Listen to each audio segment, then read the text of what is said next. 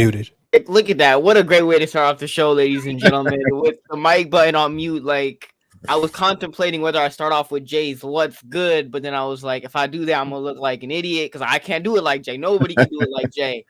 But what's up, y'all? Welcome back to Straight Out of the Bay. We here with the crew. We got Kels, we got Jay, we got Baller.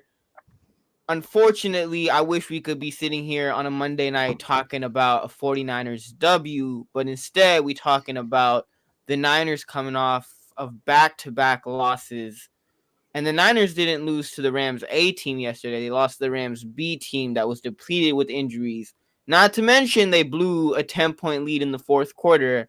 But before we jump into all of that, how y'all doing? Let me start off with Jay because I mentioned his what's good. What's good with you, Jay? How you doing on this Monday evening? What's good? What's good to everyone out there?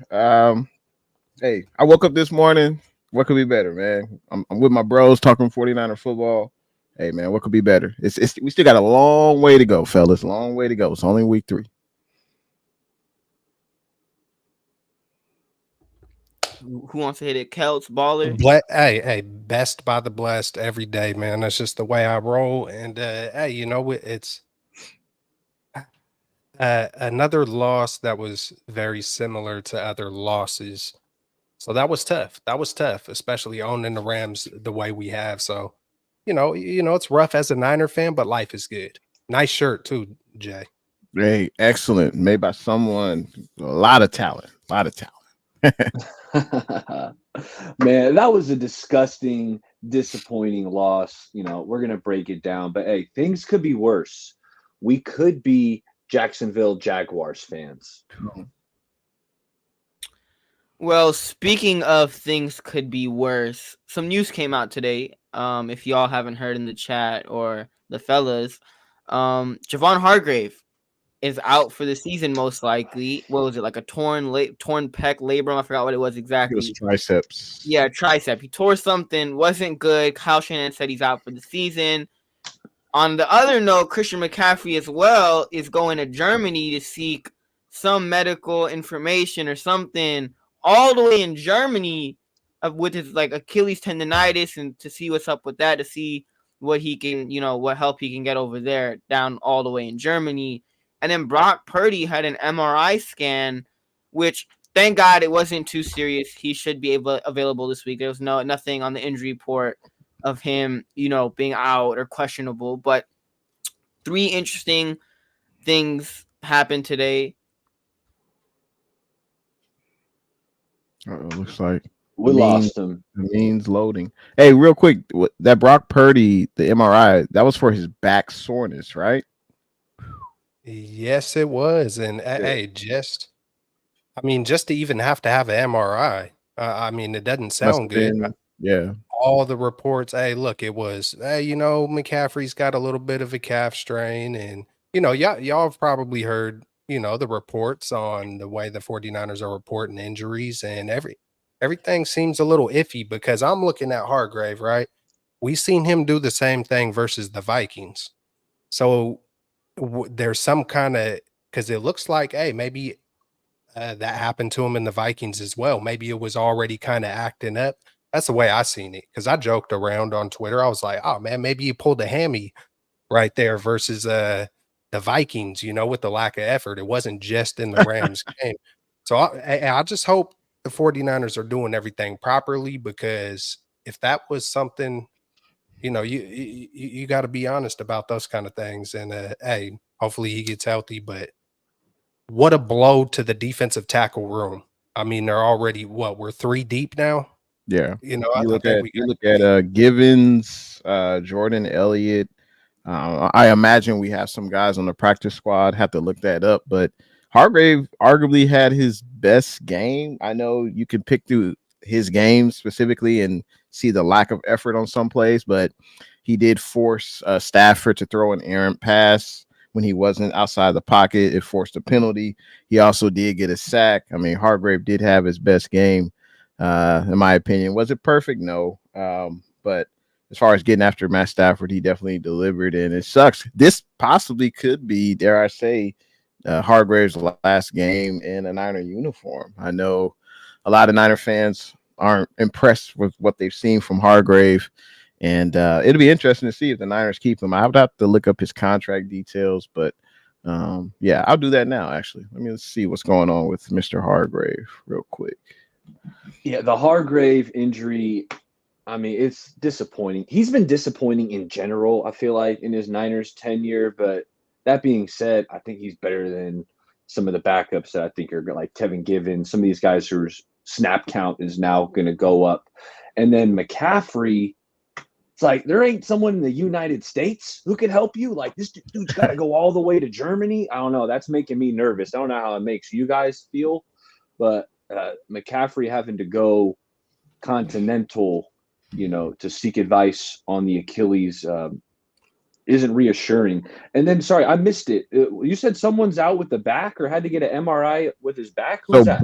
Brock had he had back soreness. I guess that was discovered after the game. Kyle Shanahan talked about it in a press conference. So they went and got an MRI on it.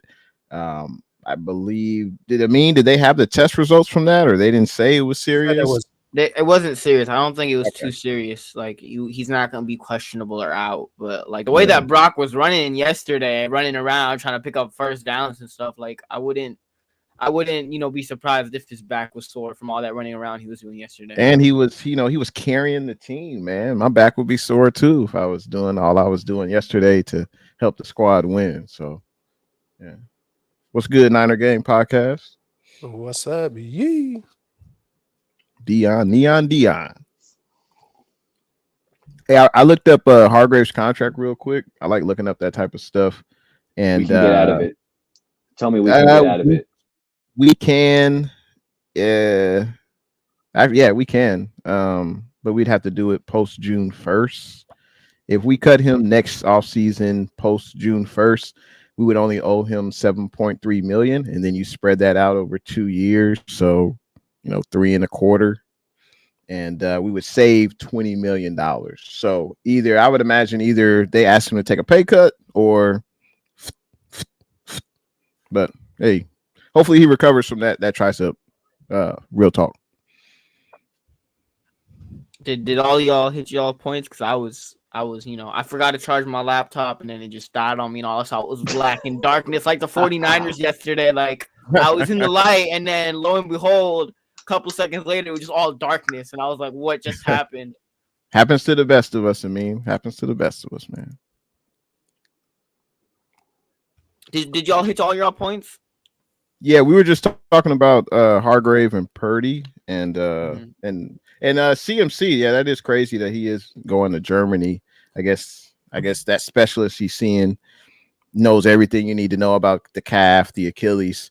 And I don't know about you guys, but CMC coming back this year, even if he does come back, I mean, it's still only September, but it just seems like less and less that he's going to come back healthy. Fortunately, we got Jordan Mason, but I think we're lacking something in the passing game without CMC being out there. But yeah. I mean, in terms of CMC, his last fully healthy season where he had two back-to-back were 2018 and 2019. And in that 2019 year, just like last year, he just had a crazy, monstrous year where he was like considered the best running back in the league, and he was going crazy for the Panthers. And he was like top 5 in top 100 voted list last year. And that same year, 2019, he was like, I think he was 5 or 6. He was 6, I think. But like he was top 10. But he was really great. And then in 2020, he got hurt. And then he was put on IR for 4 games. And then he came back. And then he got hurt again. And then he was put on IR for another 4 games. Then he came back. And he just was banged up that whole entire year.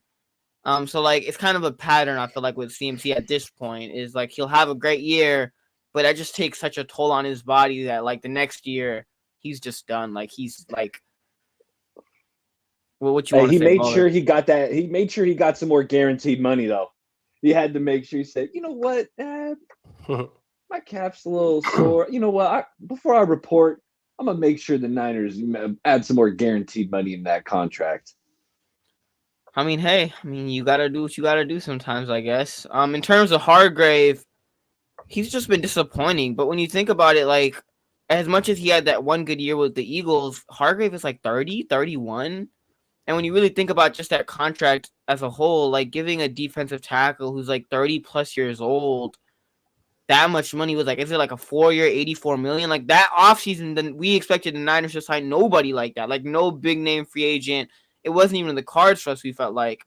And the Niners went out and their big swing move was Javon Hargrave, but like 30 plus years old, giving that much money to a 30 plus year old defensive tackle. I'm not saying that he's not a good player, but those clips that people were posting on Twitter yesterday of Javon Hargrave and the lack of effort, just the way that he was playing yesterday. Now, it could have been, the torn bicep or the torn tricep. That's what I'm hoping. Right? But like, that's what I hope it is. But even though, if he's got some serious injury to his tricep, like he's got to be like, hey, you know what? I can't help the team right now. Like, get Kevin Givens in here. Either way, no excuse. In here. Like, if that's the situation, dog, then you shouldn't be out there if you're just gonna play patty cake, with the offensive lineman. Because watching it live, it was I was keyed in on Hargrave because I wanted to see that push on running plays. So even on plays where it looked like, hey, we did well, people aren't going to look at those plays where we kind of did well. I'm locked in on Hargrave, and he's getting pushed back every run play. But the weird thing is he was flying off the ball. I mean, he was making instant contact. The second he makes contact, he's getting pushed back. It's like you could see him trying to, fight for leverage, and it just wasn't happening over and over. And then maybe that is when he came out, because then we got to the goal line. I'm like, Hargrave, look, they ain't even putting him out there no more, and I'm watching Givens, I'm watching Elliott, and they're instantly at least holding their ground. And it just instantly looked better because that's where I was focused at, just watching it. And it's unfortunate. Is it possible Hargrave got injured during the game? Like, I don't recall. See, that's the thing. Yeah, it had to be. Him do it versus Minnesota too. So maybe he was already nagging in Minnesota, and so I mean, one way or another, like Baller was saying, if you're that injured, you got to report it. You got to be responsible enough to say something, or if you're just not ready. But then if he reports it, he's going to get called gutless by the media and by the fans. Oh, you make all this money and you won't go out there and risk it all on the line. But Jay, like I just like who? Okay, bro was, I mean, clearly just like give it. Like bro was standing there. I mean, he looked healthy on that sack. That's for sure. He was. Hey, he was not trying. That's to, like, this brother's healthy. Yeah. I'm not gonna lie. Watching Hargrave yesterday kind of reminded me of Albert Hainsworth in Washington. Like the lack of just like I don't care, whatever. Like that's what it kind of reminded me of.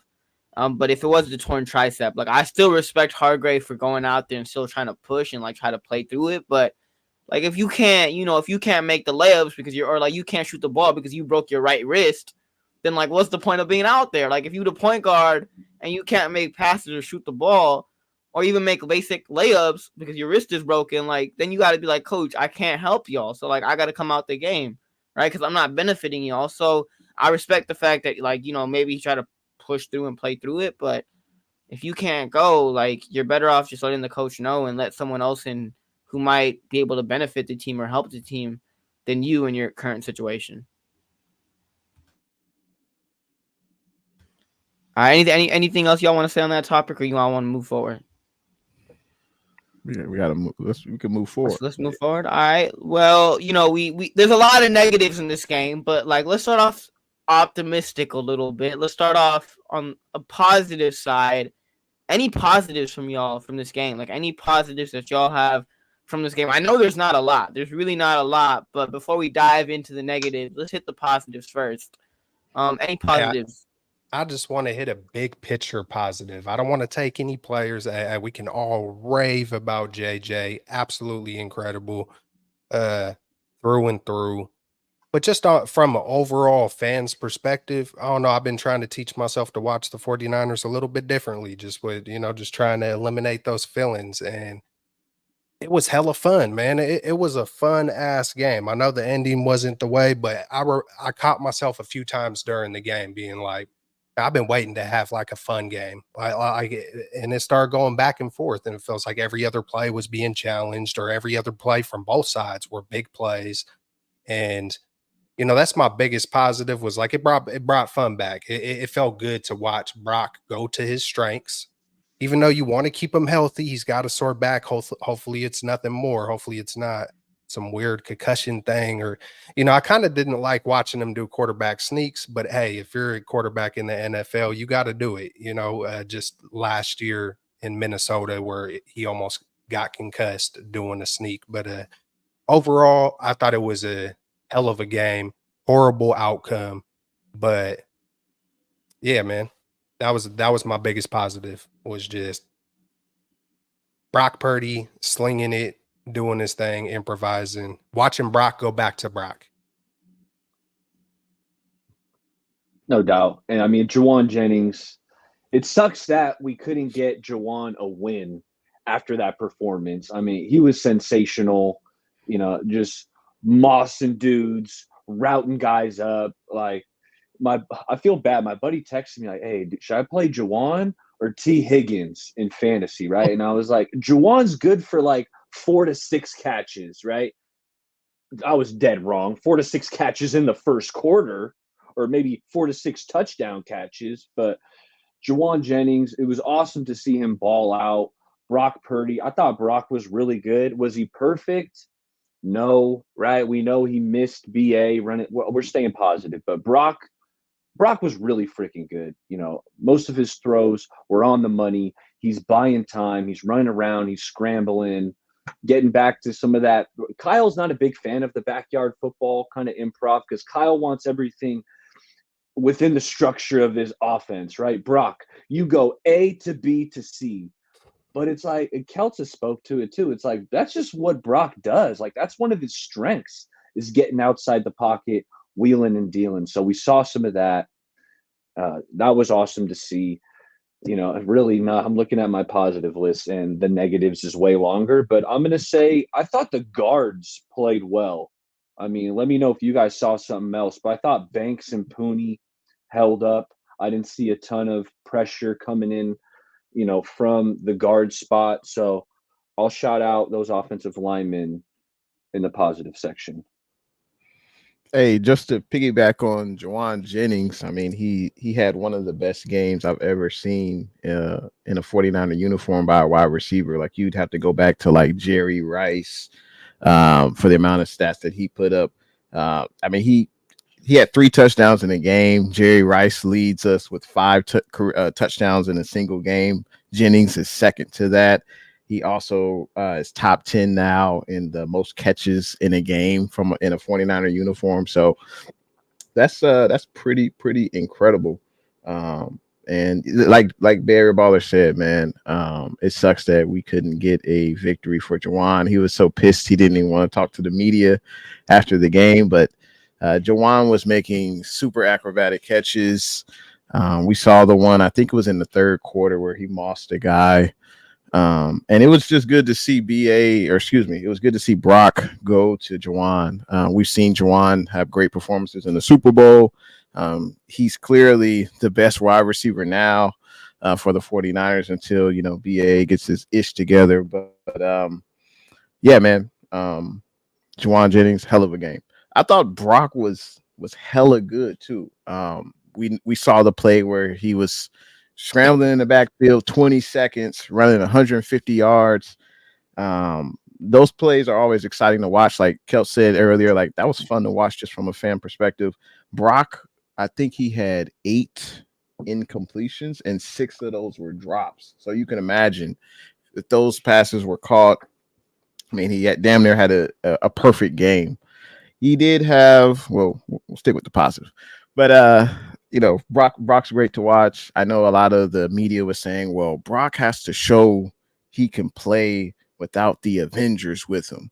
So after watching this game, if you still have questions, you're never going to be a believer until, he puts that Super Bowl ring on his finger. But I think most Niner fans believe Brock is that guy.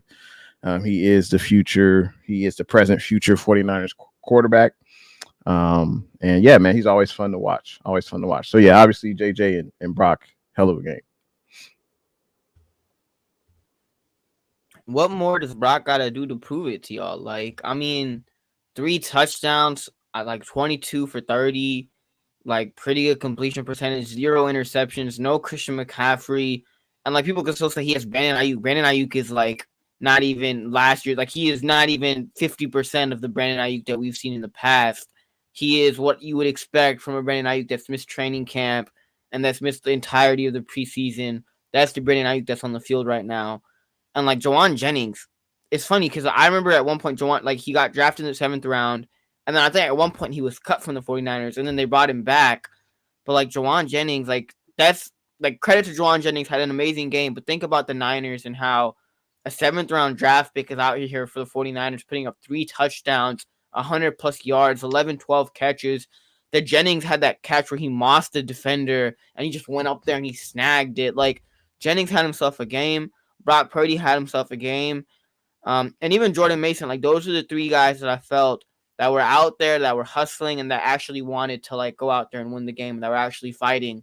While, you know, the rest of the guys were just, we could have our discussions about them. But yeah, like enough with the Brock Purdy slander. He's a really good quarterback. He's a really freaking good quarterback. If it was Jalen Hurts or Dak Prescott that did this against a crappy team, they would be like, oh my goodness, Dak Prescott 4 touchdowns against the Jacksonville Jaguars. Dak Prescott's ridiculous. But when Brock Purdy does it against the Los Angeles Rams, it's like without the quote unquote Avengers, it's like, all right, he didn't. It's still nothing to us. But nah, like put some respect on Brock. Credit to Jawan Jennings.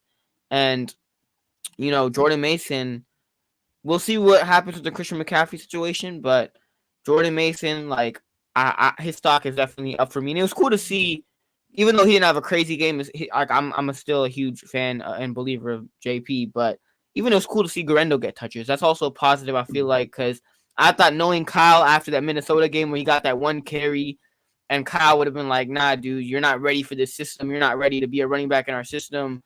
But then Garendo got more touches this week, and I was like, all right, that's cool, Kyle. Like, it's not that bad if you give your players opportunities from time to time. So, yeah, I'm definitely happy that Garendo got some rep. That was cool from Kyle. You don't really see that often or at all with a rookie like Garendo, even with injuries. But it was cool that Kyle let him get some opportunities, even after what he did in his 1 carry against the Vikings. So that was another positive. I wasn't too thrilled with what I saw from Garendo, but again, you're hoping, right? This is a young kid, so you're hoping the game's going to slow down for him. He's going to spot some holes, but really, you also got to give credit to the Rams' run defense, right? Like, I'm glad you're giving JP Mason some praise. You know, the stat sheet wasn't his best performance, you know, through these 3 games, but the Rams were loading the box. I don't know if you guys saw that as well, but the Rams were like, they came into this game saying, you know what, we're not going to let JP Mason beat us. We know Debo's out, Kittle's out. We're going to make Brock beat us with these secondary weapons like a Jawan Jennings. And Brock nearly did, but the Rams did a good job of loading the box and making it tough to run the ball. That's for sure. We talked about the positives. There weren't that many in this game, but now it's time to move on to the negatives, which there wasn't a lot of positivity to take away from this game. There was a lot more negatives in this game to take away from, and it was just the Niners choked. That's just the simplest way to put it. 10-point lead, 4th quarter. Not the first time we've seen it. We saw it in the NFC Championship game with Jimmy Garoppolo also, where you had a 10-point lead going into the 4th quarter, and a couple of plays happen, and then you end up being down, and you're like, all right, now the Niners have to play catch up. Ronnie Bell, like, we'll talk about him in this segment, but you got the Kyle Juszczyk shirt on Baller, which I think is a fire shirt, so I'm going to kick it to you. What were your negatives from this game? Which there was a lot, but love the shirt. Appreciate it. Kyle Juszczyk, not one of the negatives, not that I remember, but I mean, you got to start off with the special teams, guys. I mean, the special teams has been atrocious, like, for years. And it was absolutely abysmal yesterday. It was embarrassing. And you got to start off with the momentum shifting fake punt. I mean, it was a complete momentum shifter. Up until that point, Niners were dominating. Rams were doing nothing on offense.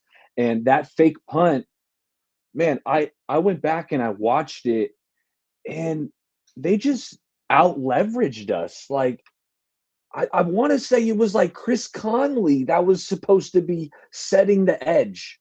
Like, that doesn't sound like a good idea to me, right? They ran it right at Conley's side. They sealed him off, and they got the first down. Like, the alignment, I didn't like how the special teams aligned right there. And I'm sorry, I gotta get on the special teams. We know Moody, Amin's boy, missed the 55-yarder. Like, that's not a gimme, but it's like, how many times have we seen Moody choke in big situations, right? Whether it's the Browns game last year to win the game, or missing an extra point in the Super Bowl. Like, he's just he made that same kick though in the Super Bowl. So it's like I don't know. I don't consider Jay, and that. then Jay, don't get me started on Jake Moody because I get heated when I speak of him. And then he missed the extra point, Jay. He missed the extra point. All kickers do it. It's where the 49ers drafted him for that 55-yard kick. They drafted him for that. So that's my gripe with it. Thank you, Kels. Yeah. Thank you. It wasn't like it wasn't short. It was just a little bit to left. Jay, it's not even about. Go ahead, Jay. It's not even about the 50-yarder. Like, even going back to last year, like, we could say nerves and whatnot. The freaking Rams had like what, a fifth, sixth, even I don't even know if it's undrafted, but he's a rookie also this year, and he drilled it. Like, he felt so calm, collected, and he just went right up the uprights. Like, it felt like he was an NFL veteran kicker. Like, the way that he kicked that last kick, what was his name, Joshua Carty or something like that. Moody's missing kicks left and right. And even if it's like consistent, right, like he might have a game like against the Jets, I don't trust Moody in the playoffs. I don't trust Moody when the game is on the line to kick a field goal from the 40. Like, I can't rely on Moody at all. And I said it last year also. I don't want this Niners team being in a playoff game or being in a situation where it's a must-win game and you're down by 3 or you need a field goal to go up and make it a double-digit lead like it was in this game, and you miss a field goal or an extra point. I can't trust you to do your job properly when you're drafted in the 3rd round as a 3rd-round kicker and you're not executing basic extra points and field goals. And this is a Super Bowl team. I ain't trying to lose like that because my 3rd-round kicker can't make a field goal. No, that's fair. I mean, he's only missed one kick so far. I mean, it's been one. Yeah, granted, it was huge. It's a pressure moment. He should make it. He's shown in the past that he can make it, but there's no way. I don't think Moody lost us this game. I don't think so. In 1990, you miss a 55-yarder. But go ahead. In 1990, you miss a 55-yarder, and it's okay. You know what? You had a slim chance of making it. It's 2024. Dudes are kicking 65-yarders and nailing them. Like, it can't happen. And then he should make it. He's a pro. I agree. He definitely should make it. But and that wasn't it. I wasn't specifically only getting on Moody. I'm getting on special teams as a whole because the whole thing is just a disaster, and it has been for the Kyle Shanahan regime. Like, he can't get the special teams coordinator right. And the last gaffe was the long punt return at the end of the game, right? Wishnowski, I didn't have my stopwatch out, time in the hang time, but I don't think there was very much hang time on it. And then you had Malik Mustafa, who's the gunner, which, like, okay, sounds good in theory because, like, he is pretty fast. He is pretty strong. Like, it sounds good. But I'm telling you what, if the Niners had kept this DB around by the name of Sam Womack was awesome on special teams. Like, you can say what you want. He didn't get a ton of looks, I feel like, as a DB. But when he was a gunner, like, the dude made plays. He's down in balls inside the 5, it felt like, routinely. I thought it was a mistake having Luter over him, active in the Super Bowl. Luter blew it. And then it just kind of cropped up. On that last long punt return, Mustafa took a bad angle at him. And, anyway, they didn't set the edge there. Like, I saw Chapman kind of break it down. and guys are running out of their gaps. There was a huge gap to the right, and that's where the punt returner took it, went up the sideline. And there's just so many mistakes on special teams, and I'm sick of it. Okay. You made Jay, me you're up. you made me realize that, or could I go next? Let me piggyback. Absolutely. Yeah. Please. You made me think of something. You brought it all together for me, baller. I think we just heard someone. I know I heard it. I know they said, "Hey, on special teams, we want them to just like not lose the game." I don't know if y'all heard that. Like I know I heard it somewhere. I'm pretty sure it was today. Special teams, we just don't want you to lose the game. And that's not just the special teams identity. What is the defense? What have we said about the defense for the past couple years? Bend, don't break. Like kind of bend, don't break. We're going to give them a certain amount, but just don't break. And then on offense, Kyle kind of feels like that same mentality. Just don't lose it. Why do you think teams come back on us on 10-point leads? Like every big game, teams are able to go deep on us. And typically we're not able to go deep. It looks like Brock Purdy's kind of changing that narrative a little bit more so than in the past, but it feels like part of the 49ers identity is to play to not lose. We've all spoke on it. It feels like almost every loss, it feels like it reverts. Kyle talks about quarterbacks will revert back to their original mechanics. I feel like that's what Kyle does. He might start to learn something, start to trust something, and then he reverts back to his original play not to lose mentality. And look at it like this. Even if they're so-called only doing that on special teams, that's 1/3 of your team that's playing lukewarm. So it's like you're already in a sport and in a game where you need to play to win. I mean, just that mentality, it sounds kind of weak. It feels like there's always some excuse. There's always someone to blame. I mean, there's quite a few things. The special teams, um, the run defense, Colton McKivitz, Jake Brendel. I mean, number 88 was getting run. Who's that? Tonjes? I was looking. Why is 88 on the field, but 19 can't get on the field? You guys talked a lot about Coween over Bell, Jay in the Bay on the last show. Coween over Bell. I think everybody took turns on it. I was like, hey, it's going to be Mike Conley. We're going to see the veteran. And I think it was, Kyle went straight in the middle with Ronnie Bell right before the game. I was like, hey, week 3 last year, Bell did catch that touchdown versus New York Giants. Maybe that is the guy that's going to come in and do something, but it just feels like there's a lot of things that us fans that don't know shit, we'll be preaching, and then it comes out later on that a lot of those ideas were right. I don't know if Kyle needs to get Twitter or whatever he's got to do, because he needs to watch us. Man, bro, it's just some of the things that he does, and I'm not the only one. It's getting a little bit louder, but it's like Nick Sorensen. This was his 3rd game. Kyle's been here for 8 years. That's all I got to say about that. Do you put this loss on Kyle? Huh? He is the head coach, man, and it's a very similar loss.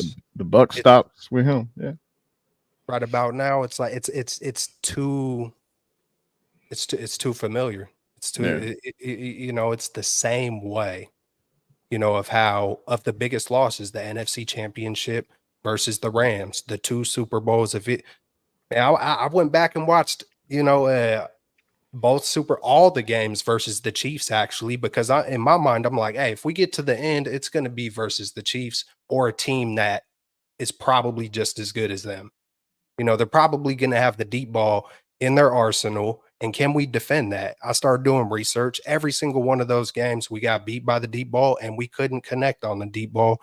And until we can stop it or, convert our own, unless Brock, really gets in his groove and he's able to duel with the best of them, it's going to be a rough season, y'all. Hey, you mentioned the secondary. And, when Sideline Steve was here last year, this defense was humming, at least statistically. They were pretty good. Also in the Super Bowl, the first half, Sideline Steve had this defense playing pretty well.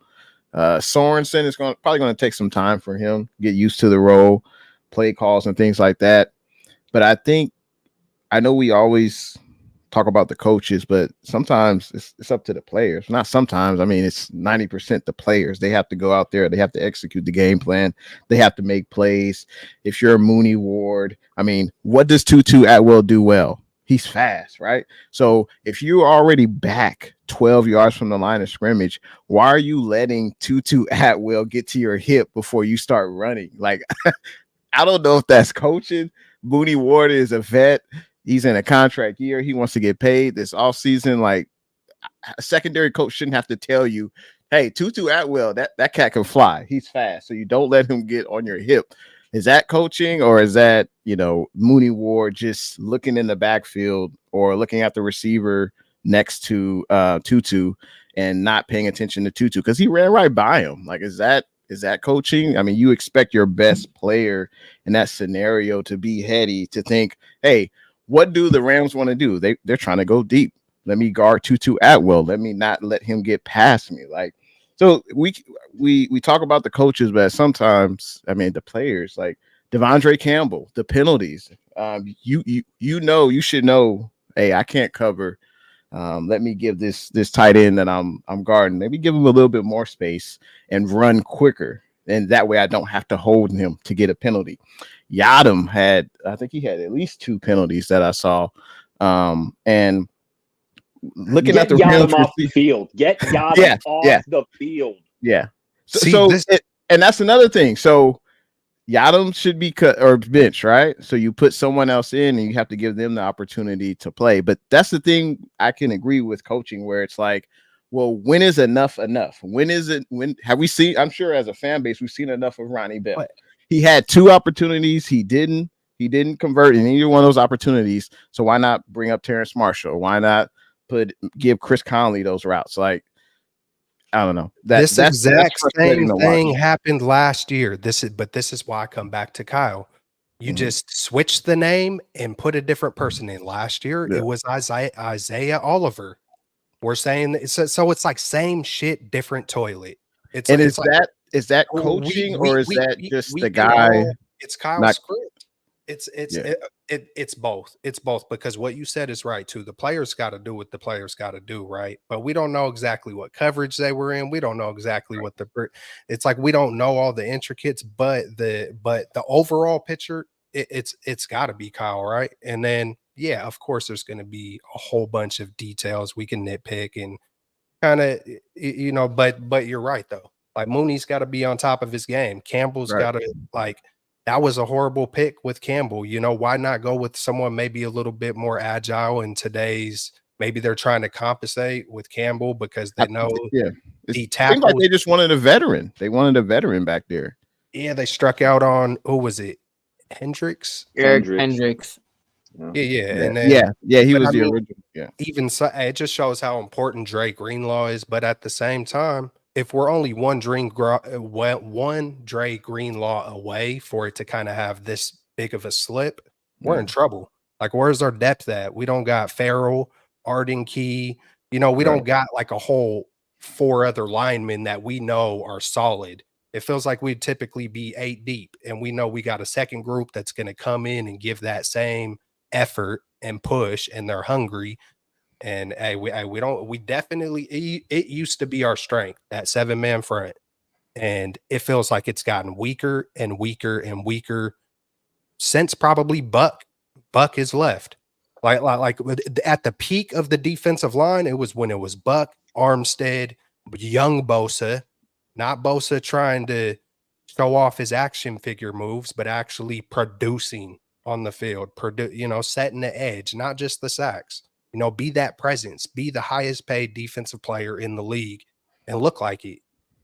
Yeah. The 4-man front, it has been figured out. It's like, it feels like our pressures have just been declined, the sacks declining.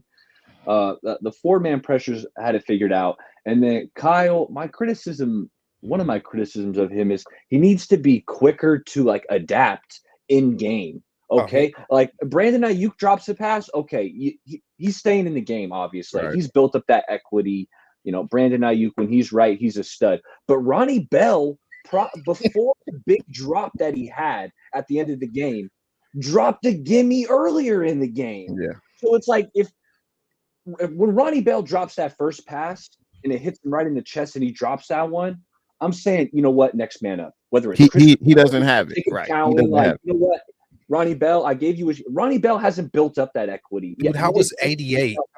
How was 88 split out and not counting? I don't. And we talked about that before the game. Where is counting?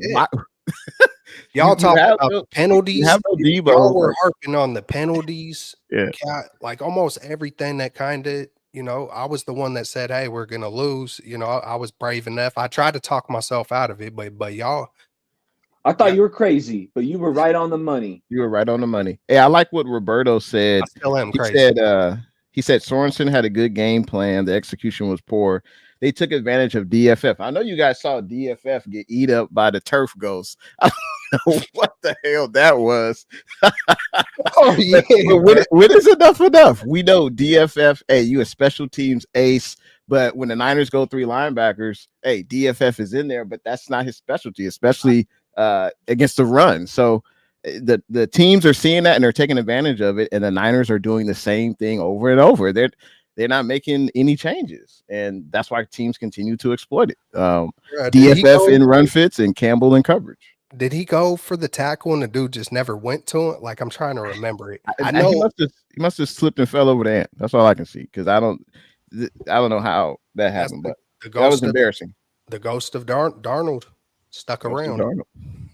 It ain't with Darnold no more.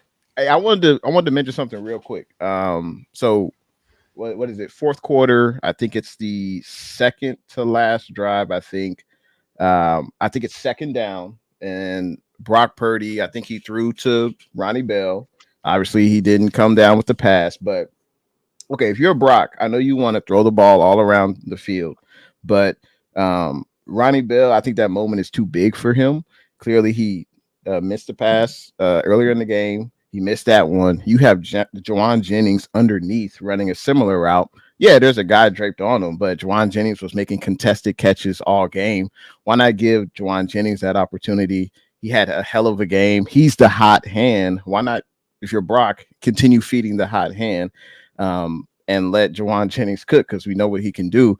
Part of me wants to say, don't put Ronnie Bell in that situation. That could be Kyle. Don't put him out there. Or that could be Brock. Don't give him that opportunity. But he is a professional. He's out there. He has to contribute some way. But I don't know. Looking back at that, Brock's got to throw it to underneath. Who's open. Brock's got to throw it to who's open. Yeah. You know, well, both receivers were covered. I mean, both of them.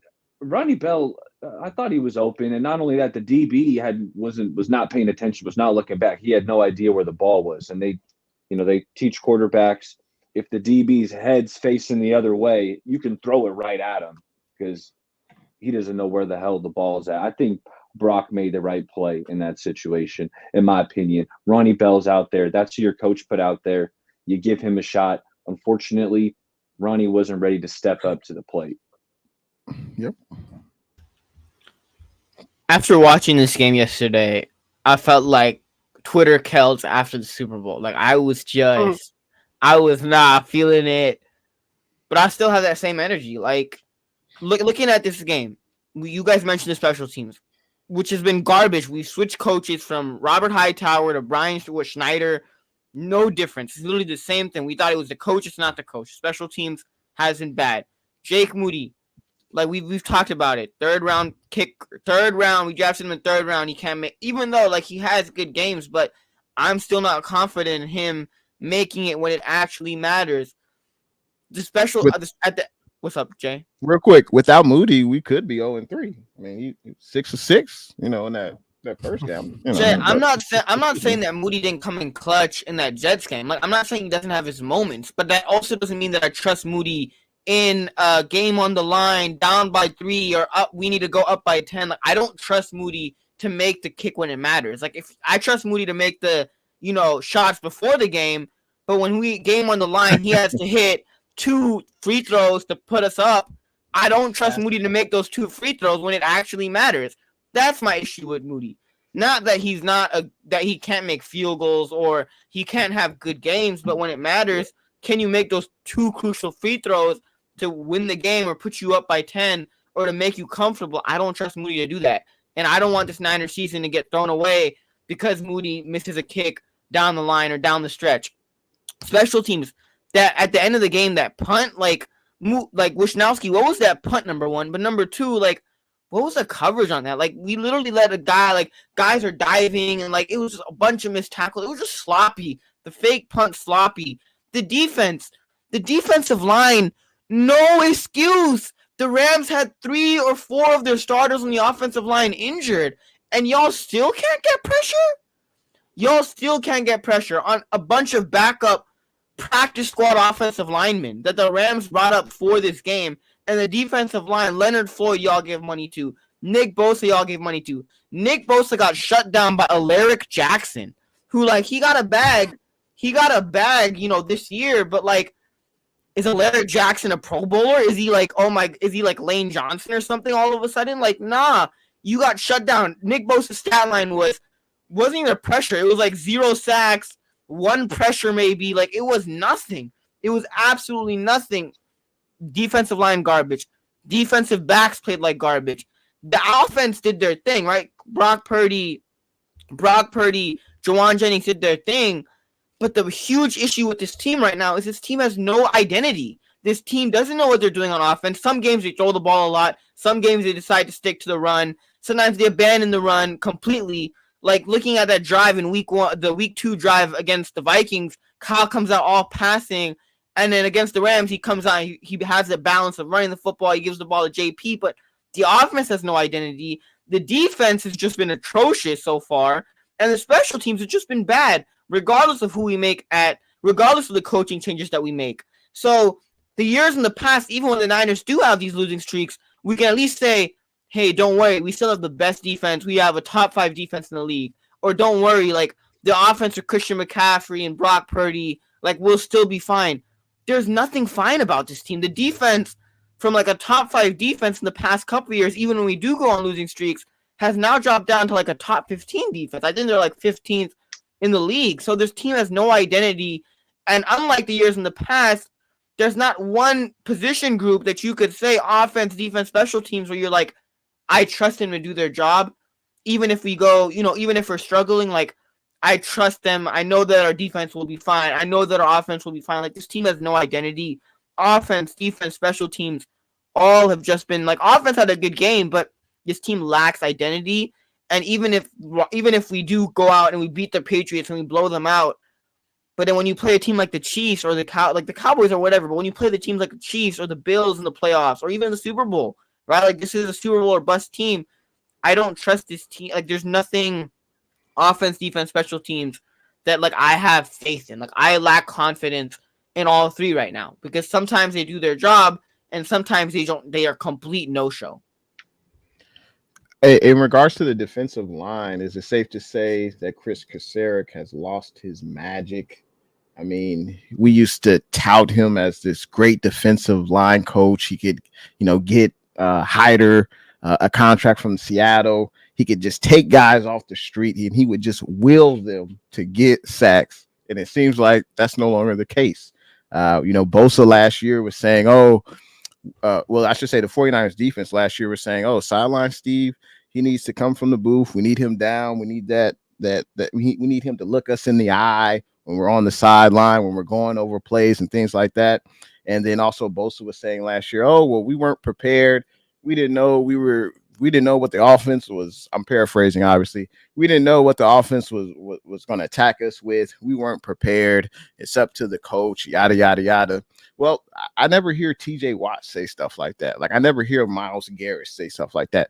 I know their scheme probably contributes to their success, but I've never heard any other Hall of Fame DPOY player ever say something negative about a defensive coordinator. Like, just beat the man in front of you, Bosa. Like, it's just that simple. Beat the man in front of you. Now, I would like to see maybe they should rotate Bosa, move him to the other side of the defensive line, maybe move him in the middle sometimes, move him around. I think maybe that would maybe invigorate him. Maybe that would help him. But the other top pass rushers, I never hear them talk about that.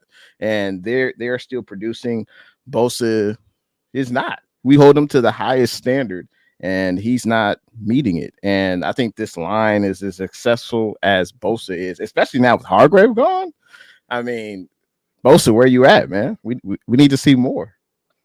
But there changes need to happen because we're not getting pressure. The 4-man front, like we line up with our 4 down linemen, and there's no threat. Like there's no 5th or 6th threat of a potential blitz. So it's like the O line knows what they're gonna get. We got to mix in some curveballs, some change ups. Like let's get Fred Warner up by the line of scrimmage. Devondre Campbell, who even though he looks slow as dirt, Kyron. I don't know if you guys heard after the game. You know they're talking to Kyron Williams, and they're on the touchdown pass where Kyron ran that Texas route. Devondre Campbell's guarding him, and what Kyron said post game was alarming. He said, "We got the look that we wanted. You know, the guy that was covering me, I knew I was going to beat him. Stafford knew I was going to beat him." And that's that. You're talking about that Texas route that went for a touchdown. I think that's when he did the flip, right? So Right. Campbell's a liability. Not only is he getting roasted there, you know, he got roasted up the sideline, you know, couldn't find the ball, defensive pass interference. Like I would say, hey, let's play D Winners, but he tweaked his ankle. Yeah. I would say, hey, let's see what Jalen Graham's got. Oops, But he got cut. Yeah, we cut him. The baller. There's Tatum Bethune, but they say he's not good in coverage. They just say he's a 2 down, 3 down thumper. But So- Jay, like we How have many tests? Go ahead, Kels. Go ahead, Kels. How many tests do these rookies gotta pass, man? Like I mean, at some point, man. I mean, Willie Snead didn't seem like a kind of dude that would just like do it moving and just like he just didn't seem like the kind of guy that would just say nothing for no reason. But he was like, Kyle don't play the best players. You know, I interpret that he has his favoritisms and he has his system and he wants it to be the way he wants it. And he just came out and said, well, Coween still has a lot of work to do, something along those lines and yada, yada, yada. And, you know, who knows? I mean, Danny Gray might be garbage. Danny Gray might be spectacular. I mean, it took how many years to see freaking Jawan Jennings' full potential? And, you know, it's, hey, did y'all remember when Klay Thompson had 60 points and the only one that could hold him back to get anything else was Steve Kerr to not play him in the fourth quarter? I mean, that's what's happening with Shanahan. He's always seemed to have had trust issues and they have to do certain things in the playbook and they have to master it's sometimes the best way to know how to swing a hammer is not reading about it, it's swinging the damn hammer. You know, you can read about it all the hell you want, but until you grab that thing and get your wrist action and, you know, put the hammer on the nail, you know, you're not going to really know how to do it. So, I mean, at some point, you got to see if they have the jitters or if they're made for this. We might not have known if Brock Purdy, Kyle. I got one more negative I want to touch on, and it was the way the Rams beat us. Oh, sorry, Kelts. We lost you there for a sec. Is it just me that's cutting out? Yeah. It was that time. It was just a few seconds. Okay. But what pissed me off was the way the Rams beat us. And what I mean by that is they out-physicaled us, right? The Rams came out. Sean McVay's known for running like this 3 wide receiver offense. No. They switched it up. They ran a ton of 2 tight ends and just ground and pound. Like, even though you look at Kyron Williams' yards per carry, it was only 3.7. But guess what? It was 24 carries. Like, on the flip side, Jordan Mason only carried it 19 times. Kyron, 24 carries for the 89 yards. And it was physical. It was rugged. Like, I did not think the Rams would come out and out-physical us, especially being depleted along the offensive line. That was alarming. I think that kind of switch in game plan for Sean McVay kind of caught the Niners off guard. Like they were expecting, oh, it's going to be a heavy DB game. We got to have these DBs ready. And no, it was 12 personnel, 2 tight ends out there. And a lot of time it was running it with Kyron. And then it was, hey, let's take some shots down the field, right? That was the Rams offense. And it worked well enough to get him a win. Yeah, we're not the bully anymore. Jimmy Ward isn't coming down, crashing down on someone in the run game anymore. Hopefully Dre Greenlaw makes a big impact because he was our thunder. He is our thunder on defense, man. He is our thumper. We would kind of talk about him like Debo on offense. Even if he's not blowing up in the stat line, he just brings a presence. That borderline, he's the Draymond Green on that defense, and maybe his impact is really just that big. But we'll see. Yeah, I think it's clear this team definitely misses, his fire, his passion. I think Fred has the same, but I think Greenlaw is a little bit more physical. But I think this team definitely misses that. And you look at the guys. I mean, I like that I saw Huff out there. I didn't see a huge impact from him, but he's just coming back, one game from his torn ACL. Obviously, he had no training camp. But it's good to see him back, but maybe he can blitz a little bit. Maybe he can try to get pressure on the quarterback. We know that he plays best around the line of scrimmage, but the frustrating part about watching the Niners is when guys make mistakes, they're professionals, right? But in Kyle's head, I mean, Ronnie Bell dropped that pass right in front of Kyle. I'm sure you guys all saw the sideline picture. Everyone was just like, It's like, so in Kyle's mind, is it, he just had a bad game, we're going to give him another opportunity? That's what it seems like. And we would just want, like, you studied, you drafted Cowling, but you won't give him an opportunity. Why? But Jay, real quick, Jay, what pisses me off about that, it's not, we could have the discussion all day about whether he should have put in Cowling. But I still remember this because I was a huge Demo fan from day one. Like, I like when he was on the team and when he got opportunities, I was a huge Demo fan, right? And I thought he did good. Demo messed up because Aaron Rodgers like tricked him a little bit with his eyes on the touchdown. He throws a touchdown and Demo wasn't in right coverage, and he didn't play another snap the entire season, except for like the end when obviously the Niners secured a playoff. So I don't remember exactly, but I don't think he played. Like, he didn't play that much. Kyle pulled him out the game. Ronnie Bell's dropping slants. Like, he dropped a slant pass.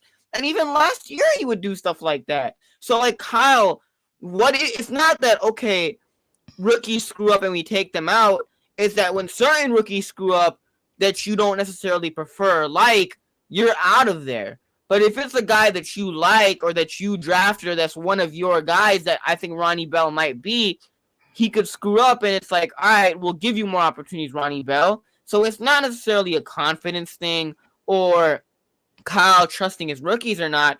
It's that Kyle, if Kyle likes you, you have a longer leash with him. And if Kyle doesn't like you, rookie or non-rookie, if Kyle doesn't like you, you're out of there. Like, Demo played good in that first season, and he's a stud for us now, but, like, he could have played that first year, but we put out Ambry Thomas, who kept getting cooked and cooked and cooked and cooked, and Kyle kept putting Ambry out there when Demo got tugged. But with Ronnie Bell, he could make, even going back to last year, he would drop wide open passes and drop slants and drop easy catches, but Kyle continues to give him opportunity. So what is it, Kyle? Like, what are you basing it off of? Is it maybe he feels like that player is that much better. Maybe it's practice. I don't know what it is. John Lynch seems to be pretty fond of Jacob Cowing because he was making it sound like he was going to get some pretty decent run. I was like, oh, that's what's up. Like, hey, I'm glad I was wrong on that. Hey, I love you, Chris Conley, but at the same time, hey, let's see Cowing. It feels like it's almost a rebirth of Danny Gray. We waited a few years to see Gray. The Niners are cool off of 4.3 speed. They don't know how to, they don't need it. Doesn't know how to utilize it. And even if he does he really want to score that easy, or would he rather go 10 plays and show how he broke something loose on some crosser and look at me, I'm Shanahan, hate me all week because I didn't play Cowing. It's a part of the system. stay tuned. All eyes on Shanahan. He finds a way, man. He's brilliant at it. A lot of my talk is surrounded by him. Man, I know all of us are pretty in tune, like in training camp, staying up to date. What's the latest? What's going on? I didn't hear once like, "Hey, Ronnie Bell was awesome today. He was cooking dudes." Like, I didn't hear that once. Like, am I missing something here? Like, yeah. why does Ronnie Bell have all this leash, It didn't to happen. get these That's ops? why. And it's Yeah. that's what I'm like. Maybe they're Ronnie Bell, friends. like Krug They could was be saying Ronnie friends. Bell should be cut. And now I like where Krug's head's at. Krug's pivoted to saying we need to see Terrace Marshall. He's going by counting and going to the former LSU stud, and former Mordecai. That's a great point. But another thing that we're not as fans privy to is, does Terrence Marshall know the playbook? Does he know it enough to Shanahan's satisfaction? We have no idea. He's been in camp for maybe 1 or 2 weeks, right? Like, he has to satisfy. First he has to satisfy at least like Leonard 3 weeks, Hankerson, 3-4 the weeks. wide now. receiver. Cowing does, Hey. but Cowing knows the system. So, like, what's the whole excuse? I would hope he would. We have no idea. But Jay, let's be real here. Let's be real here. Would you rather have a guy that might know the system somewhat and not better than Ronnie Bell, like a player like Ronnie Bell? Would you rather have a guy like Jacob Cowing, who I somewhat at least have more confidence in of coming down with those catches or even making a wide open slant pass, or have a guy that knows the system but is dropping balls left and right? I would love for Kyle to scheme up 5 to 10 plays for Cowling. I would love for that. And just say, hey, when I call out this play, you run out there and let's see if we can get you the ball. That's what I would love to see. That's a great idea. But Kyle, he could have that on his laminated sheet. He could have that. Maybe he didn't find the time to put him in. Maybe I don't know. Like, we don't. There's so much. Split out. I mean, he was over there splitting out. How do I pronounce his last name? Tongans? Is it Tonges or something? Yeah, Tonges. I mean, he was split out. I want to go see how many times he was out there and why he was split out. You know what? It doesn't even matter. I don't even care about the design. I don't care about the complications. Like, if you are this good and if you are putting in the work, you can dial up a package like you were saying, Jay. You can give them one end around the first game just to see. Just to maybe blow off some butterflies. Give him one end around one game. The next game, he does good with the end around. Hey, give him a little flat. Throw something out just get the ball in his hands. See what he does. Like, why not? Why not? What is the worst that can happen, Kyle? Oh, he got blown up and fumbled. His career is over. Like, come on, bro. This is like you're playing to not lose in every aspect. But it's like, who are you protecting, yourself or the team? Are you doing it? I'm kind of confused because I would love to see Kyle give guys a chance. Give them an opportunity. That's all they need. It all seems very contradicting, and it's got to be more than what it is or less than what it isn't. And it's just that it's getting old. It's the well is running dry, and it looks like he's losing part of the locker room. I know it's just speculation, but what about when Brandon Ayuk was signed? I guess Kyle had to run up there to go tell Jed, don't trade him to Pittsburgh or whatever. CMC, little stuff with CMC or Juice was upset that he had to take a pay. I feel like there's a little bit more. You can see it. This team isn't fighting the way they used to. You could attribute it to the Super Bowl loss. Whatever it is, they ain't fighting the way they used to. But it wouldn't surprise me if they go rip off 8 straight wins. Or go 10-2 in the next whatever. But Kels, but I feel like it's still gonna come back down to Kyle's something. But Kels doesn't matter though at this point, because we've seen them like have that run where they'll have a couple of games where they go on that losing streak and then they'll end up like winning the next 5 out of the 6, or they'll go on a winning streak and then come Super Bowl time or come playoff time, I'll make stupid decisions. So like at this point. Like, I haven't witnessed a Niners Super Bowl in my lifetime. I've seen them come close so many times, and I haven't witnessed it. At this point, I don't care if we go 15-2. I don't care if we have a first-round bye. I don't care if Christian McCaffrey comes back fully healthy. I don't I have very little confidence in this team to go out and win a Super Bowl. That's just me. Like, as much as this team is talented, I just don't believe in Kyle. It's not that I don't believe in the team. I just don't, seeing the pattern over and over and over again. Like, what is Kyle doing differently? What is the team doing differently? I still see the team come out with their boombox and like, y'all are getting blown out. Like, y'all are losing to the Rams B team. That's a good question. Is there anything just glaring that Kyle has improved on in 8 years? Improved that I could sit up Is here there anything? confidently? What has Kyle gotten better at in 8 years? I feel like it this would be hard year for me to think about it. This year, he's definitely more aggressive on fourth down. We've seen him go for it. That's what we've wanted to see. He's definitely been more aggressive on fourth down. Hasn't always worked, but that's something that I've seen. But it's not a lot. It's not a lot. But we started that game. It was 14-0.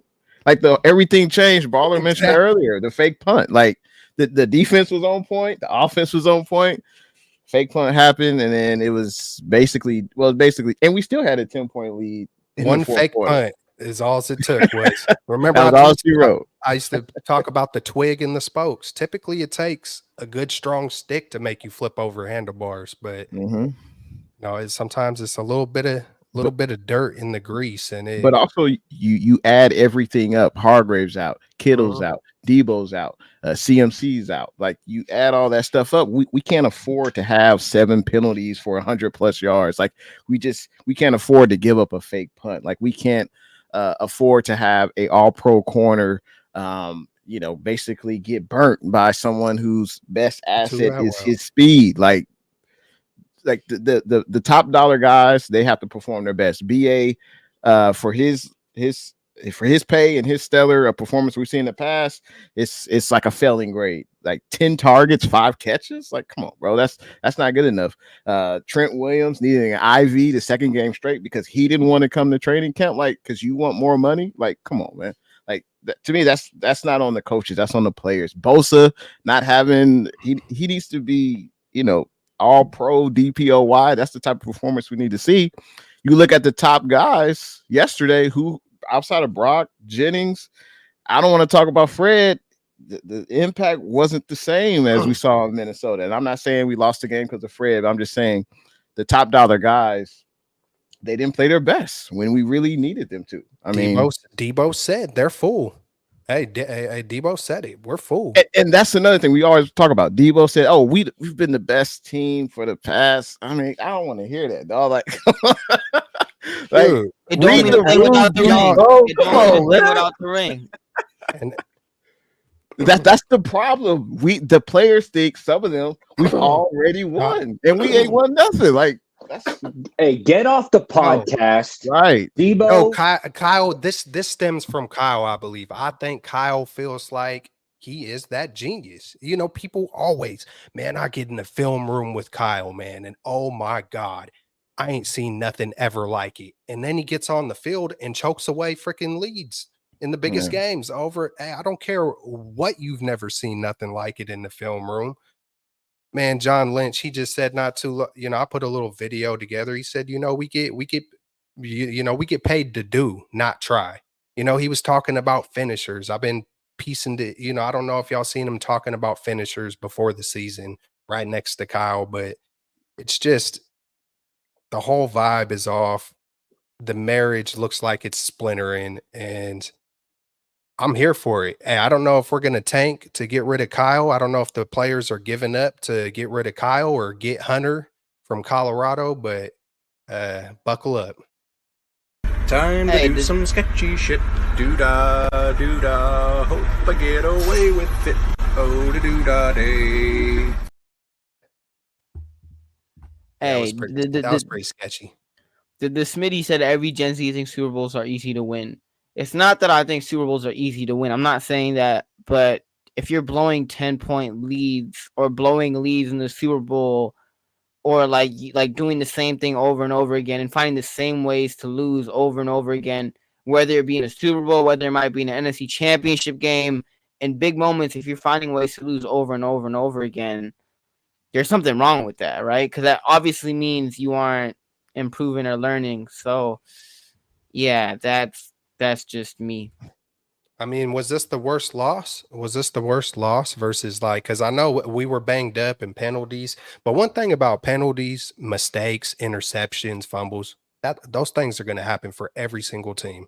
Yeah. Every single team are going to go, majority of every single week, every single team is going to have mistakes, injury. This is the NFL. It's freaking brutal. And then when it's those close games, especially as lopsided on paper as this game appears to be, maybe the 49ers are overrated and we've all been fooled. But hey, you seen the title? It said frauds. Who freaking knows how good the 49ers really are? Because look at Jawan Jennings. We thought, none of us expected him to explode like that. And I mean, it kind of came down to effort. Like he wanted it more than the other. It kind of came down to a mentality of I'm going to win. I'm going to catch this. And you really don't know if that guy's capable of that unless you put him on the damn field.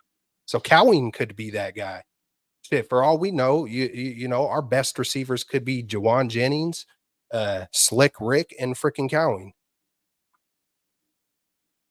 Especially matched up with Brock. I think that needs to be in consideration too. Who pairs up with who, but we'll see. Are y'all ready to hit the next topic real quick? All right, final topic before we hit the week 4 preview. I was gonna ask y'all originally whether y'all think the season's over, but nobody thinks the season's over out there. I unless, correct me if I'm wrong, but I don't think any of us think the season's over. But my question is, one, do you think the 49ers are frauds? Yes or no?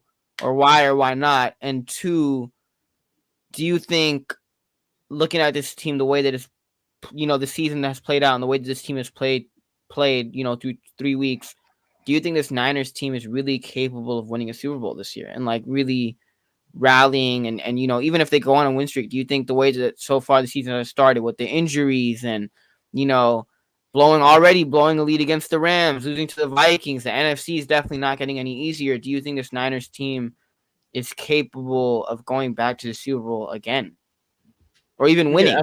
We can absolutely get on a run. I mean, last year we lost 3 straight games. Moody missed a couple of kicks, but we can definitely get back there. Are we frauds right now? Hell yeah. I mean, the best players on the team or the highest paid players aren't performing to what we're used to seeing. You look at Trent, you look at Bosa, you look at BA. I think they should share a lot of the blame, including the coaching staff. But hopefully we get some guys back. Hopefully, Pearsall comes back. We'll see if he even gets on the field. We know how Shanahan feels about rookies. Greenlaw may be coming back middle of the year, maybe end of the year. Who the hell knows with CMC? But it just starts with one game. I mean, it's still super early. It's only week 3. I mean, you look across the NFL, what the Jaguars got blown out tonight, Monday Night Football. The Bengals are 0-3. The Raiders lost at home to the resurgence of the Red Rifle with the Carolina Panthers. So any given Sunday, man, you never really know in this league. Teams are supposed to win. They're favored to win, and they don't. This was a tough game. We mentioned it earlier last week. I think Kelts mentioned it. Hey, when you see a ravaged dog or you see a dog that's looking for their last bite, they're going to be super aggressive. They're going to be hungry. They have nothing to lose. The Rams played that game like they had nothing to lose. Like who the hell does a fake punt? And it worked. The Rams wanted it more. I think that's kind of what it proved. The Rams did not want to go 0-3, and they wanted it more, but we can definitely get back. Just takes one game to get us back. We got we'll talk about the game, but yeah, we can definitely go back to the Super Bowl. We have obviously yet to hit our stride, but it just takes one game at a time. With this defensive line versus it would take like some major, we would have to get lucky with bringing in someone or I don't know. But with this defensive line and the Detroit Lions offensive line, I think they would manhandle us. Because this year they were manhandling us. Last year they were manhandling us. It would be worse this year, I feel like, or the Packers. anyone with a solid. And another thing, I think Forrester was talking all this stuff about how great freaking Brendel is. And it's like, is how much delusion is in the locker room? Debo thinks we've been the best team for 5 freaking years. Forrester has been a stand-up dude with honesty to us. And then the one time we talk about his precious Brendel, he's like, hey, man, he's the greatest thing freaking alive. Hey, he's the quickness, the intelligence, the experience, all these things. Like, what about the anchor? Dude's getting pushed back and knocked on his ass every other like freaking play. What about that, bro? Like the quickness, the intelligence, all this shit don't matter if you're on the ground. Like, what the hell's going? Like, are these dudes kind of just blind to the fact? Are they just kind of doing that to protect their players? Like, because there needs to be They're some protecting the honesty. players. There needs to be honesty because Kittle goes and talks about Kyle Shanahan is so brutally honest to him, but it just feels like there's contradiction met with like a little lie, and it comes out to be a little different. And it just feels like a little game of telephone, and it feels like it's starting to seep into the locker room. It's kind of like a couple of guys are paid, don't really care. A couple of guys like Jawan and Brock are like, nah, we really freaking love this game. Like, hey, let's go ball out today. Hey, everybody else want to lag and not be Hey, so I think we're going to see some shifting, and yeah, that's it. I'm done ranting. With the Forrester Brendel thing, I saw that conference, and basically what I got from it is Forrester said like Brendel's our best guy because the people behind him stink. That's what I got out of it, and that's on Kyle. That's on John. Yeah, exactly. It's like who are we bringing in to compete, right? Ben Barch, Moody, free agent. Drake Nugent, undrafted free agent. Where's Plateau at? They want where the hell's Zakel to be this utility offense. Zakel sucks. What are we doing? Like, he can't even block guys in the preseason. Like, what are we doing here? But are the Niners frauds? No. I'm going to say no. But here's the thing, though, man. You're either getting better or you're getting worse. And the Niners aren't getting better. So I'll say that. And it feels like this team's getting complacent, right? I'm not seeing the motivation. I just feel like we've kind of peaked, and we've peaked. It's like we're trying to just hold steady and maintain that while other teams are getting better and better. So that's the frustrating part. You're getting better, you're getting worse, and right now we ain't getting better. Facts. Listen, y'all. I'm gonna say this, and Niners fans ain't gonna like it, but I don't think the Niners are frauds. I just don't think this team is gonna win a Super Bowl as long as Kyle's head coach. And even if Kyle leaves, at this point, Kyle has had so many opportunities that like this team is only getting older. This team has already had plenty of injuries so far. Like, it's not like Baller said. Like, look at the team like the Packers or even like the Eagles that just added Saquon. There's younger teams in the NFC that have young players that are talented that have room to improve. Young quarterbacks in the NFC. Like, the Niners are kind of getting like I said, they're getting older, and even just looking at Shanahan and some of his tendencies, right? Like Smitty said, like Kyle Shanahan chokes, he could fix that. But it's been 3 Super Bowls where he's choked, and like NFC Championship games where he's choked. Like, he could fix that, sure, but does he want to fix that? Like, nah. Kyle thinks he's the smartest guy in every room he walks into. And that's the thing. When you think about it, if Kyle thinks like that and he thinks he's the smartest and the best ever, isn't that going to reflect on the players also? Because you look at Debo, who's out here acting like they're like the Chiefs, that they've won back-to-back Super Bowl rings, and like, isn't that going to reflect on the players? Except for a few like Fred and other guys that are like, we haven't won anything yet. Like, we got to, be locked in and serious. But besides that, like, Debo's out here acting like we won stuff. Ayuk and some of these guys want money. Like, I'm not saying that they don't want to get paid, but like, they don't deserve to be paid. But like, this team, I think, has hit its peak. And I think that as long as Kyle Shanahan is here, this team, like, time and time again has shown us that they can win games in the regular season. They can rally, but are they ever able to get it done when it actually matters most in the Super Bowl and the NFC Championship game? No. Kyle freezes. He chokes. It's been shown time and time again. I don't care if the Niners go 15-2 and they win all 15 games. I know what's going to happen to Kyle Shanahan if he has to go up against Spagnuolo in the Super Bowl, or against the Vikings in the playoffs and Brian Flores. Like, I don't trust Kyle Shanahan in that situation. Like, no, I really don't. Yeah, I'm not a believer. I don't think this team are frauds. I just don't think this team is good enough to win a Super Bowl. And even if Kyle leaves, I'm not saying fire Kyle and this problem solved, but this roster is getting older, and it's becoming an older roster, and guys are getting injured constantly. Like Trent Williams, who knows how long his body's going to hold up. Who knows if Debo's going to be on this team next year. You have a whole bunch of contract issues to figure out going into next year. Even if you get rid of Kyle, will you have the team to go out and try to win another Super Bowl, even if you bring in another head coach? I don't necessarily know. It's getting older. It's getting more expensive. Yeah, I'm not a believer. I think the Niners, as sad as it is, I think the Niners go down as one of those teams that were really, really talented, but that were just never able to win a Super Bowl. Kind of like the Buffalo Bills, even though they haven't made it to 4 in a row, but like a Buffalo Bills type team where they had an electric offense, they had some good players, but they just weren't ever able to get it done.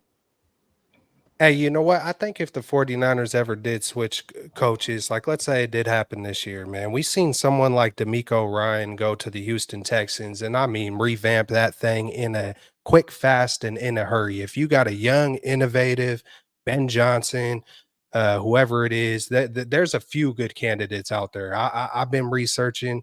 I mean, hey, if you want to go old school route, this might be the one time in NFL history where a guy like Bill Belichick is open. This might be the only time in NFL history where a Tom Brady, you get to hearing, I've listened to Tom Brady quite a bit more than just broadcast, just peeping out some of the stuff that he's got to talk about football. He seems like, hearing him talk, I'm like, this dude wants a coach. This dude is going to be coaching sooner than later. He was denied to come back to his childhood team twice by Kyle Shanahan. How ironic would that be in the future if some shit, it sounds wild, right? It sounds wild when I'm like, the Rams are going to win 27-24, but sometimes some wild shit happens. I think it could be a way quicker revamp than people would think. I think people think if Kyle's gone, oh my man, it could take 3-4 year rebuild. We could go back to 2004. Oh man, do you not remember Chip Kelly? Like, no, I don't want Tom Sula. I want someone who can finish, like John Lynch said. And who's the greatest finisher of all time? Belichick, Brady. Yeah, or you could go for a young dude who looks like he could bring nothing but fresh air. Ben Johnson, and who's the other guy that's slipping my mind? McDonald from Baltimore. The enemies out there. He's not. He's the Seahawks head coach, my friend. That's why they're 3-0 right now. McDonald's is doing his thing down in Seattle. Hey, they're and who would not want to come to California? I know this is the taxes. I think it gets overblown once you make a certain amount, but who would not want to come to Cali with this squad with Brock Purdy, who's going to be here for 10 more years, with Jordan Mason, who could be here for 10 more years, with Fred Warner still on the freaking team. This team, don't think it's going to be crashing down. And you don't think Denise York and Dr. John York ain't like, hey, Jed York, they said if they make that one Super Bowl move for Hargrave, you told them, hey, this better be a pick that's worth it. That was one of the most vocalized I've heard John York or Jed York talk like, yeah, I just made sure I want to tell him, hey, this pick better be worth it in this move, specifically on Hargrave, probably because of a Buckner and an Armstead. Look at what Armstead did for the community, and it's kind of like they chose Hargrave over Armstead. It's getting kind of old. The well, for me, has been run dry on Shanahan. I think they had to move off of Armstead. I mean, right? I mean, he wasn't worth what he was making, so they had to make a change. We talked about that earlier in the show. When a guy isn't performing, it's time to get rid of him. Like, and that's what they did with Armstead. No, but you mentioned, I think Mina mentioned, has Kyle or is Kels, has Kyle gotten better or has he changed anything? Right. So it seems like this philosophy of always getting defensive line, it seems like it has worked. We've been successful. We haven't been able to get over the top, but maybe they need to start investing more in the offensive line. I know we paid Trent, But outside of that, you guys have mentioned we're getting day 3 picks and hoping they're good. Pooney, he seems to be good. Banks is good, but are they watching the film? Are they How seeing much more talent do you need, Jay? All the trenches need to be more solidified. All the trenches, because McKivitt, everything's getting. Randall. Hey, one name we did not mention, Jair Brown.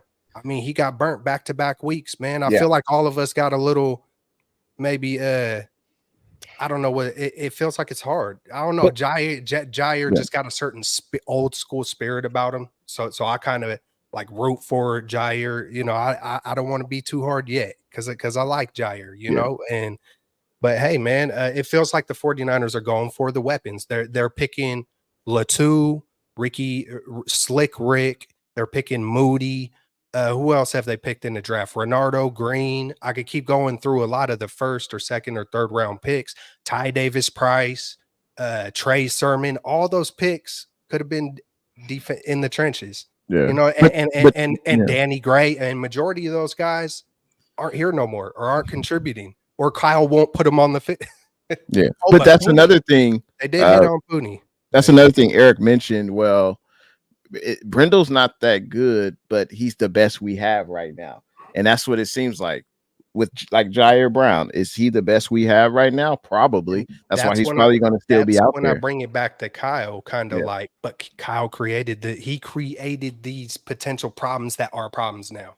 Yeah. And then we blame them, or we blame the other coaches, or we blame the other players. But it's like, who created these narratives? It's a pretty who gave Colton McKivitt an extension? It's a pretty tricky system that almost kind of protects Kyle at every other turn. And the next time you take another turn, it's but eventually John York and Denise and Jed, hey, eventually it happens. It did. I think they're honestly, I think they're happy. Before Kyle. I mean, I think they're very pleased by the amount of money the team is making, but I mean, maybe they thought, hey, McKivitz, he started all last year. Maybe he'll take that next step. Sometimes you do have to believe in a player that he'll take that next step, that he will get better, and sometimes they don't. And that's part of being a professional. That's part of everything in life. Either you get better or you get worse, like Eric mentioned earlier. And unfortunately, this team isn't really getting better that we've seen through the first 3 weeks. So it's going to be interesting versus New England because they're definitely not going to lay down. So, well, speaking of New England, let's move into week 4 game picks and game preview. Niners, Patriots. Is it a 10? It's not a 10 o'clock game. I think it's a 1 o'clock game. If I'm not mistaken, it's on Niners Fox. Are home. Yeah, 105. 105, right? 105 game against the Patriots. Let's kick it to Baller first.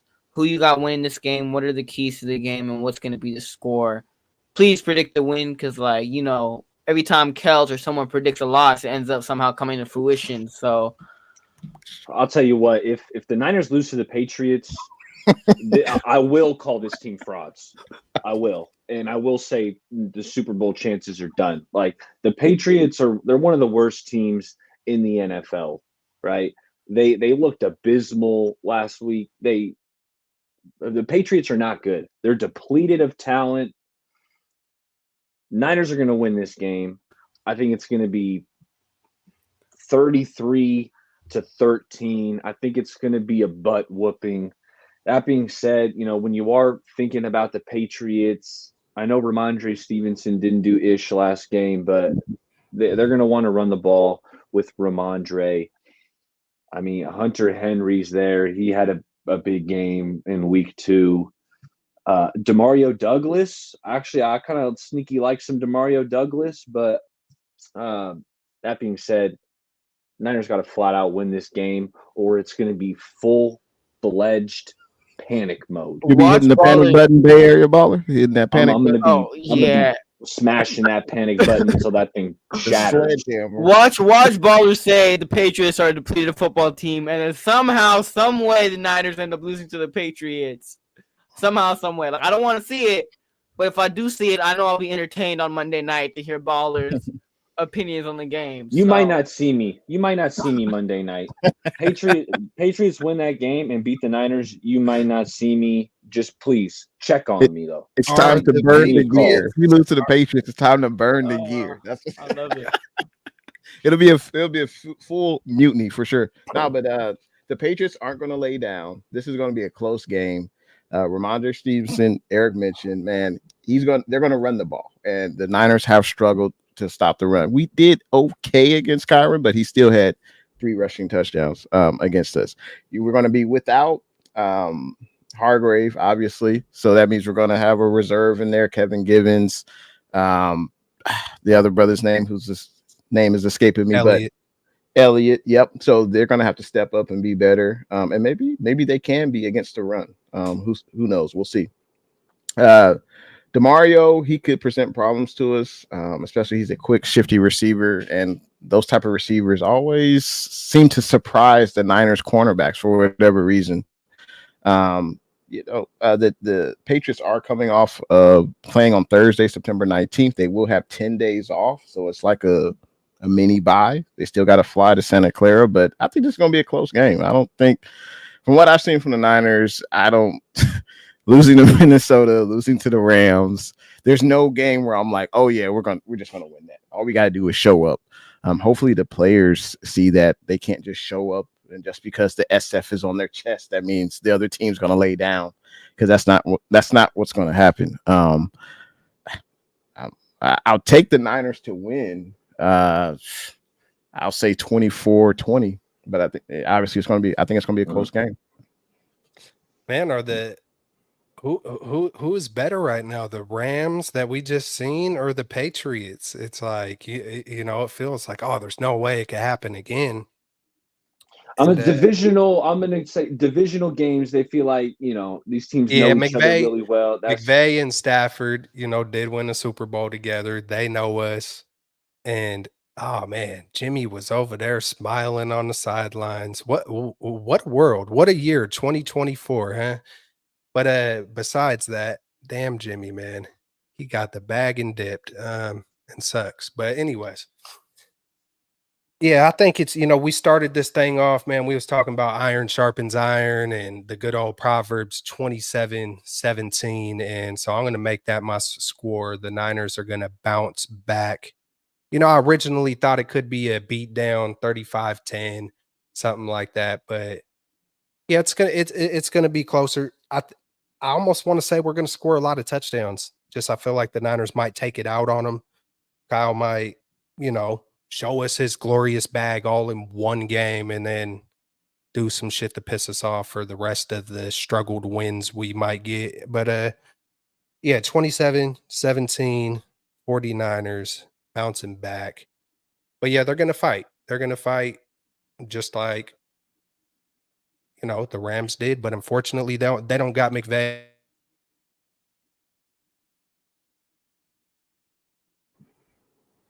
I think Kelts froze for a second. Who you got, Amin? Who's winning? Kelts, you back? I can see you moving a little back. bit. All right. I'm back. Oh, who I got in this game? Yeah. If let's put it like this: if we lose, I want Baller to start off next week's show with how when the Bears lost, was it the Cardinals? When the Cardinals lost to the Bears, I want you to start off with the Patriots are who we thought we were. The Patriots are who we thought they were, and we let them off the hook.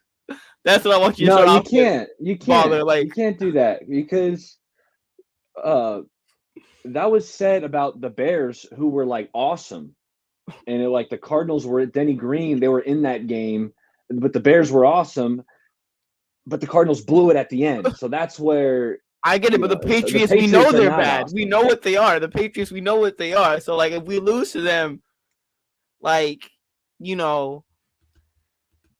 mean, keys to the game, Kyle, be smart about it. Run the football. Be smart.